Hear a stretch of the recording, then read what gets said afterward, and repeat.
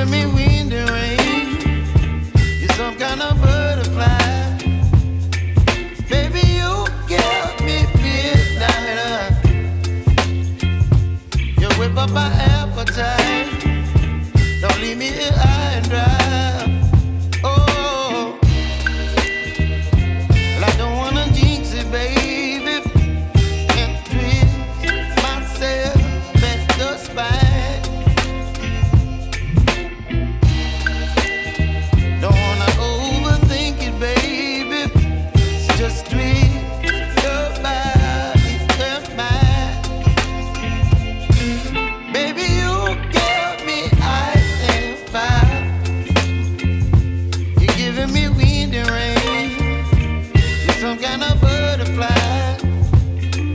Baby, you give me midnight.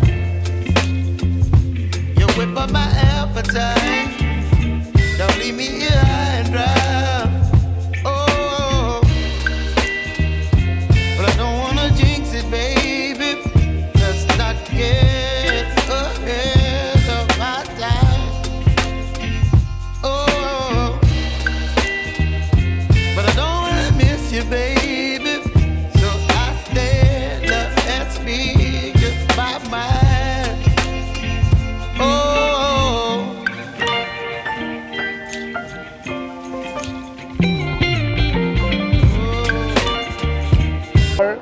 है ma'am रुबियाना ma'am हमारे बहुत करीब के हैं और एमसीए में हम लोग साथ में काम करते हैं। तो इनफैक्ट मेरा ज़्यादा तबीयत ठीक भी नहीं है तो भी मुझे आना पड़ा क्योंकि ये हमारे बहुत करीब है। सर क्या शुभकामनाएं देना चाहेंगे लोगों को, क्या शुभकामनाएं देंगे ईद के मौके पर? नहीं, लोगों को यही शुभकामनाएं देना चाहूँगा कि मेहनत करे और तरक्की करिए। ईद के लिए मैं सबको मुबारकबाद देना चाहता हूँ। Thank you. मामा राज और उद्धव ठाकरे जो है दोनों के अंकल बाला साहेब के ब्रदर इन लॉ। सर आप आज इधर आए, आपको कैसा लग रहा है? मुझे बहुत खुशी होगी कि ऐसे मौके पे हम अपन एक साथ बैठते हैं, एक दूसरे की मंजिलाई होती है और यही एक बहाना है कि जो रिश्ता बढ़ाना कैसा, जो अपने दिल में जो कुछ मिसअंडरस्टैंडिंग रहती है वो दूर होती है और लोग एक तरफ से खुशी से और आगे बढ़ने की कोशिश करते हैं।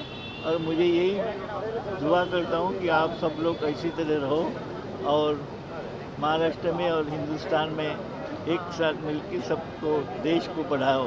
इतना ही मेरी। सर अख्तर रिजी साहब और रुबीना मैडम ने आज आपको पर्सनल इनवाइट किया। जी सर। और आज आप आए इतना टाइम लेके। मैं बहुत खुशनुमा करता हूँ कि दोनों ने बहुत मुझे इज्जत दी और मुझे रही दोनों की तरफ से और हमारे पूरे परिवार की तरफ से मैं उनको धन्यवाद देना चाहता हूँ और उनके लंबी उम्र में हो, यही भगवान की तरफ मेरी प्रार्थना है। तुझा भगवान उनकी बहुत बहुत बढ़िया आयुष्य हो, यही मेरी सोच है। ओके, शुभकामनाएं देना चाहिए? नहीं, सबसे पहले जैसे आपने कहा ईद मुबारक हो सबको। माशाल्लाह ये रमज़ान बहुत पुरखलूस गई, बेहतरीन गई और सारे हमारे रोज़े, नमाज, तरावी, इबादत बेहतरीन तरीके से अल्लाह इन सबको कबूल फरमाया। जिन्होंने कुरान शरीफ पढ़े, तरावियाँ पढ़ी, अल्लाह वो सबको कबूल फरमाए। ये मुक़द्दस महीना रहता है जिसमें 70% सवाब होता है। इससे सारी कौम मिल्लत जो है पूरा इसमें जुट जाती है कि इसमें इबादत करके ज़्यादा से ज़्यादा, वो कहते हैं कमाने का महीना होता है, लोग अमूमन पैसे कमाने के दौड़ में रहते हैं, लेकिन ये मुबारक महीना होता है जिसमें रहमतों को कमाने की कोशिश करते हैं क्योंकि फ़ायदा इतना 70% ज़्यादा होता है। तो माशाल्लाह बहुत खुश मिजाज रहा। कोविड के काल के बाद 2 साल जो हालात रहे हमारे, अल्लाह के हमारे घर बंद थे, आज अल्लाह का घर खुल गया। उसके बाद जो है हम सबको मस्जिदों में नमाज़ पढ़ने मिला, ये बहुत बेहतरीन रहा क्योंकि कौम ने बहुत तकलीफ़ों से गुज़रे, सारे लोगों ने, कौम ने, हमारी हर एक ने गुज़रा। तो ये माशाल्लाह बहुत अच्छा रमज़ान है। मुझे लगता है एक सदी के बाद हमने बहुत अच्छा रमज़ान लगाया और सहज के निस्बत से भी इतना बेहतरीन रहा क्योंकि आप रोज़े रखते हो तो उतने घंटे जब आप कुछ नहीं खाते हो तो आपकी ज़हनी तौर पर आप ज़्यादा फोकस रहते हो, और बाकी भी आपके अंदर जो फुर्ती आती है। ज़रूर रोज़े के दौरान थोड़ा सा आदमी कमज़ोरी फील करता है, लेकिन फिर अगेन रोज़े रमज़ान के बाद जो तंदुरुस्ती और जो ऊर्जा जिसे कहते हैं आने के बाद माशाल्लाह बहुत बेहतरीन रहा। हम लोग तो सब दुआ कर रहे हैं कि भाई हर साल की तरह इस साल भी। और रिजवी साहब ने और मिसेस रिजवी ने बहुत खूबसूरत ये प्रोग्राम रखा है। अल्लाह इनको कामयाब रखे, रिजवी साहब को सेहत तंदुरुस्ती आफिया अता फरमाए। रिजवी साहब हमारे बहुत ही अजीज़ है, मिसेस रिजवी भी बहुत हमारे अजीज़ बहुत ही करीबी हैं, और माशाल्लाह इन्होंने बहुत खूबसूरत कार्यक्रम रखा। अल्लाह इन्हें जो है इस प्रोग्राम की निस्बत से लोगों की दुआएं और मिलेगी। बहुत बहुत शुक्रिया। ढेर सारी शुभकामनाएं। और आज रिजवी की ओर से जो कार्यक्रम आयोजित हुआ है, क्या कहना चाहेंगे, क्या शुभकामनाएं? सबसे पहले तो मैं अपनी जानिब से तमाम देशवासियों को, दुनिया भर के तमाम लोगों को ईद मुबारक पेश करूंगा। सबको बहुत बहुत बहुत ईद मुबारक। दुआ है अल्लाह सुब्हानहू तआला से कि अल्लाह आपके रोज़े नमाजों को कबूल फरमाए और सबकी जायज़ दुआओं को कबूल करे और हमारे देश में अमन शांति बनी रहे। आज अल्हम्दुलिल्लाह हम रिजवी कॉलेज के अंदर हैं। यहाँ पे हमारे सीनियर अख्तर रिजवी साहब और उनकी जो मिसेस है, मिसेस रिजवी, दोनों ने मिलकर आज ईद मिलन का फंक्शन रखा। बहुत अच्छा है, सब लोग आए। देखिए हर पॉलिटिकल पार्टी का लोग, सब नॉन मुस्लिम मुस्लिम सब मिलकर त्यौहार मनाते हैं। यही तो हमारे देश की गंगा जमनी तहजीब का एक एग्जाम्पल है, सेकुलरिज्म का एग्जाम्पल है कि यहाँ से अमन का एक पैगाम जाता है, प्यार मोहब्बत का पैगाम जाता है। लोग आते हैं, मिलते हैं, एक दूसरे से गले मिलते हैं, मिठाई खाते हैं, एक दूसरे के शेयर करते हैं, अच्छा लगता है। और इसी तरह से चलना चाहिए। पूरे देश भर में खुशी का माहौल है, खुशी बना रहे। मैं भी ईद बनाने आया हूँ आज साथ में, बहुत खुशी की बात। महाराष्ट्र की राजनीति की अगर बात करें तो संजय राउत ने कहा है कि डेथ वारंट जारी हो गया है सरकार का, किस तरह से देखते हैं? अब देखो आगे आगे क्या होता है। इतने अदाय इश्क़हर होता है कि आगे आगे देखिए होता है क्या। महाराष्ट्र की राजनीति में बिल्कुल गर्मी उछाल है। हम लोग भी देख रहे हैं, वॉच रख रहे हैं, जिस तरह आप देख रहे हो। आपको लग रहा है सरकार गिरेगी? अब सरकार गिरेगी, स्टेबल रहेगी, उठेगी, ये सब चीज़ तो वक्त दिखाएगा, वक्त तय करेगा आगे क्या होता है। हम लोग भी सब फिंगर क्रॉस है, वॉच रखे हुए हैं इसके ऊपर। इसके अलावा अतीक अहमद को लेकर भी मामला काफ़ी गर्म है, उस पर क्या कहना चाहेंगे? 30 दिन रोज़ा रखने के बाद जब ईद का दिन आता है तो वो सबको बहुत खुशी होती है। और उस दिन सिर्फ मुस्लिम्स इसको विश नहीं करते, बल्कि नॉन मुस्लिम जो है मुस्लिम्स को ज़्यादा विश करते हैं। और ईद के दिन एक दूसरा मसला ये हो जाता है कि इस रोड के ऊपर जो इतने सारे लोग उमड़ के आए हैं, ये कहाँ से आ गए हैं।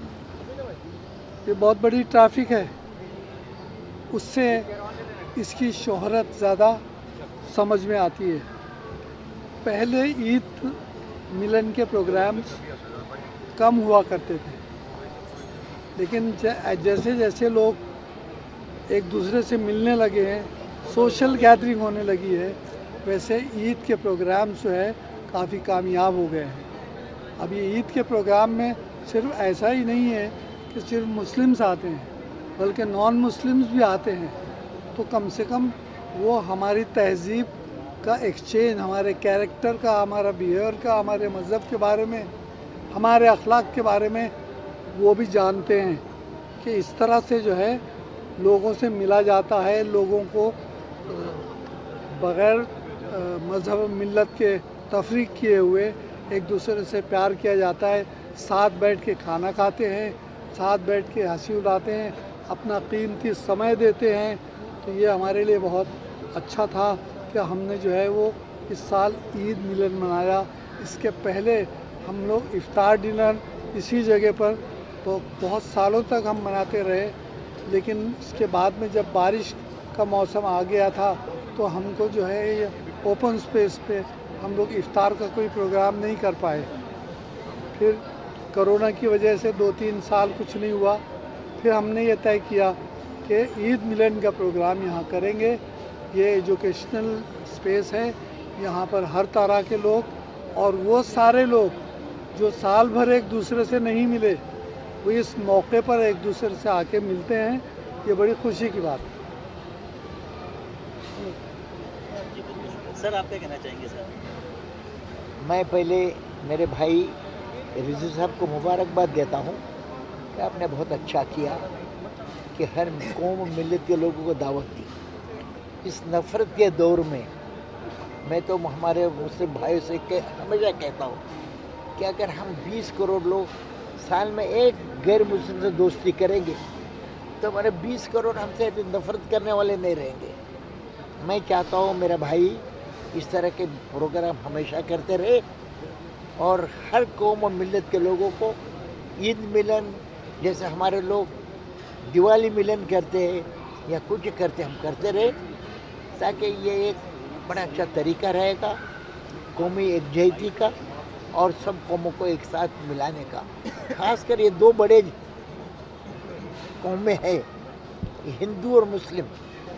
मैं दोनों को कहता हूँ, दोनों दो मेजर कम्युनिटीज़, हमें माइनॉरिटी मत कहो, हमें एक बड़ी मेजॉरिटी उसके हम सेकंड मेजॉरिटी।